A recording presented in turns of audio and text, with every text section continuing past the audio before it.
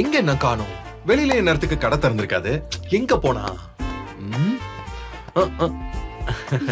இந்தாங்க பிரஷ். ஏய், இதுவா பிரஷ்? என்ன இப்படி கேட்டுட்டீங்க? ஃபாரின்க்கெல்லாம் எக்ஸ்போர்ட் ஆயிட்டு இருக்கு தெரியுமா? சும்மா ஒண்ணும் இல்ல.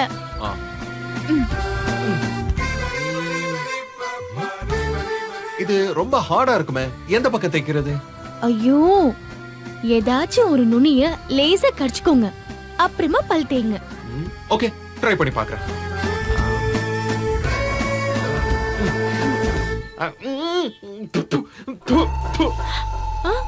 என்னாச்சு?